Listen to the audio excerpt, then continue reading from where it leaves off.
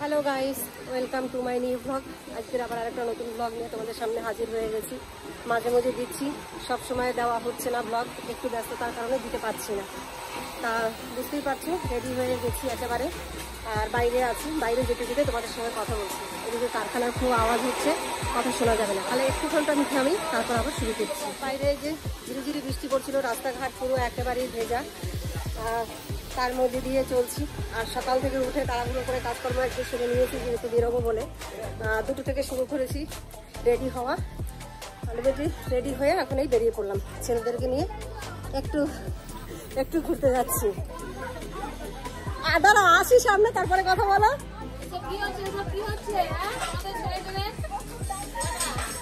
আমার পাশের বন্ধুরা বলছে এসব কি হচ্ছে, তাই ব্লগ হচ্ছে তাই বলছি। এই তো নিয়েছি সাথে, দেখো কিছু বলো তাহলে, ঠিক আছে?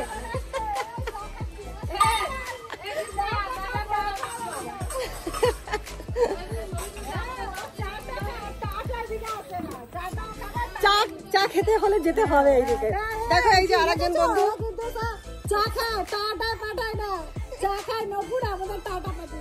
শুধু অভিযোগ করে যাচ্ছে, আমার সম্পর্কে শুধু অভিযোগ করে যাচ্ছে। বন্ধুরা দেখো, কিন্তু আমার বাড়িতে এরা যায় না, খালি দেখাবে এই করছে সেই করছে, একটু করে বাটি করে পাঠাতে তো পারে, বলো একদম পাঠায় না। খেতে গেলে যেতে হয়, তাই না বলো? আমাকে শুধু বলবে আগে থেকে যে আমি তোমার বাড়িতে যাচ্ছি, তুমি রান্না করো, আমি রান্না বান্না করবো, কিন্তু কেউ যায় না। তোমার দাদাকে বলো কমেন্ট করে দেখো, ও বলে কি দাদা হবে কি দেখো এইরকম বন্ধু থাকলে আর কি চাই বলো, ভীষণ মজা করি আমরা সবাই একসঙ্গে। জানি না গো কিছু, যত কম জানবো ততই ভালো, পার্টিসিপেট করবো বলবো, তাই ঠিক আছে, বুঝেছো? মানে কেন বলো তো, পারি না তো, দায়িত্ব নিতে পারি না, পরিষ্কার কথা, শুধু শুধু থেকে কোনো লাভ নেই, বুঝেছো? হ্যাঁ, দায়িত্ব নিলে একরকম কথা। আসছি, টাটা। তা দেখো, তোমরা কে কোথা থেকে আমার ব্লগটা দেখছো অবশ্যই আমাকে কমেন্টে জানিও। আমাকে ভালোবেসে আমার চ্যানেলটাকে সাবস্ক্রাইব করে দিও, একটা লাইক করে দিও, ঠিক আছে? তাহলে চলো, আমরা আপাতত বেরিয়ে পড়েছি, যাচ্ছি। কোথায় যাচ্ছি সেখানে গিয়ে তোমাদের সঙ্গে দেখা করব, ঠিক আছে?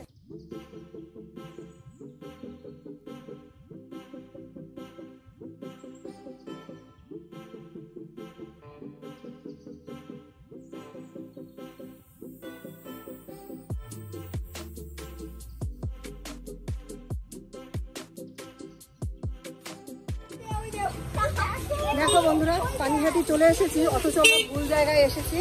আবার যাচ্ছি গন্তব্যস্থলে, ঠিকানা নিয়ে নিয়েছি, আমরা এখন সেখানে যাচ্ছি। তা এই যে আমাদের বাচ্চা কাচ্চারা সব পেছনে আছে, আর একজন সুন্দরী তাড়াতাড়ি হাঁটছে। এই এদিকে আয়, একটুখানি দাঁড়া।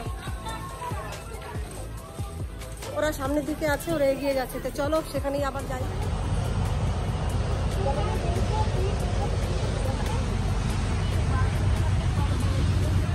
আমরা এই যে গঙ্গার ঘাটে এসেছি, একটু গঙ্গা দেখাচ্ছি তোমাদেরকে। এই দেখো, ছবি তুলছি না কিন্তু, দেখো আমি ভিডিও করছি, ওরা ভাবছে ছবি তুলতে এসেছি, সঙ্গে সঙ্গে মুখখানা এসে বাড়িয়ে দিয়েছে। দেখো, এর নাম হচ্ছে কলিজার বন্ধু। আর গালাগালি দিস না, জানো সবাই, আর একজনে ফোনে তো ব্যস্ত। গালে কি হয়েছে? মাংস গজিয়েছে, এক্সট্রা মাংস। বল কিছু, দেখেছো কত রং ঢং এদের। হ্যাঁ, একটু গঙ্গাটা দেখে নাও তোমরা এদিক থেকে। গঙ্গা সবাই দেখেছে, চল এই বেড়ে বারমন্দি ঘাটে চল। ওইসব জায়গায় ছবি ছবি তোর ভালো লাগবে বেশ। হ্যাঁ দেখো কত সুন্দর। দেখো বন্ধুরা, চারিদিকটা কতটা সুন্দর, একটু দেখো তোমরা। এই যে আমার ছেলে আছে সাথে, একটু দেখাই তোমাদেরকে। তার সঙ্গে বাচ্চারা দৌড়াদৌড়ি করা শুরু করে দিয়েছে, বেশ সুন্দর একটা পরিবেশ, গাছপালা ভর্তি, পাশে আছে মন্দির, দেখাচ্ছি তোমাদেরকে। দেখো, আর কলা বাগান আছে পাশে, ভীষণ সুন্দর, প্রচুর কলা দেখতে পাচ্ছি না, কিন্তু কলা বাগান দেখতে পাচ্ছি। দেখো এই যে, দেখো দেখতে পাচ্ছি, এই যে কলা বাগান, এই যে বন্ধুরা দেখেছো?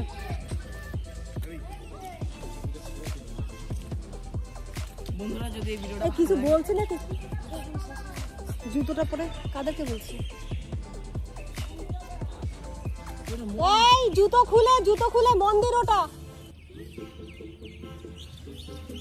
যাই হোক দেখো, ওখান থেকে ওরা উঠছিল তাই ফটোশ্যুট করছিল, বলছে বারণ করেছে আর কি। দেখো কত সুন্দর পরিবেশ, ভীষণ ভালো লাগছে। দেখো এই যে তোতা আছে সাথে। যদি এই ভিডিওটা ভালো লাগে তাহলে একটা লাইক করুন, অবশ্যই করুন। Thank you. দেখো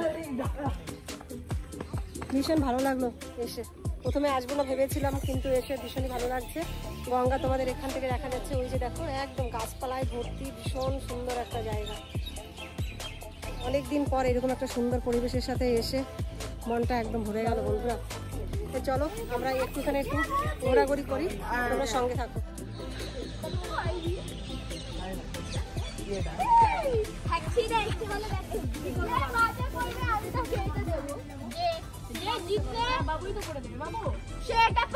তোমার কেমন লাগছে এখানে এসে? একদম ভালো লাগছে। হ্যাঁ না তা বন্ধুরা দেখো, বাচ্চারা তো খেলছে আর ওইদিকে দেখো ভিডিও শুট হচ্ছে। মানে আমরা একারা নই, আমাদের মতো এরকম অনেকেই আছে। দেখো আমি আমার মুখটা দেখাচ্ছি না তোমাদেরকে, যাতে ওইটা দেখাতে পারি সেই জন্য। দেখো এই যে বাচ্চাদের জন্য দেখা যাচ্ছে না, অনেকেই এই গঙ্গার ঘাটে আসে, এসে ভিডিও শুট করে। দেখো আর জায়গাটা এতটাই সুন্দর, সে কি বলবো তোমাদেরকে, যার জন্য সবারই ইচ্ছে হয় এই জায়গাগুলোতে এসে ভিডিও করার জন্য। দেখো আমার তো ভীষণ জায়গাটা পছন্দ হয়েছে, তোমাদের কেমন লাগলো তোমরা কিন্তু অবশ্যই আমাকে কমেন্টে জানিও, ঠিক আছে? এই যে দেখো ওরা করে গেছে, ওরা আমাদের আগে এসে অনেকক্ষণ ধরে করে যাচ্ছে এরকম ভিডিও। দারুণ দারুণ, ভীষণ ভালো লাগছে, সঙ্গে থেকো।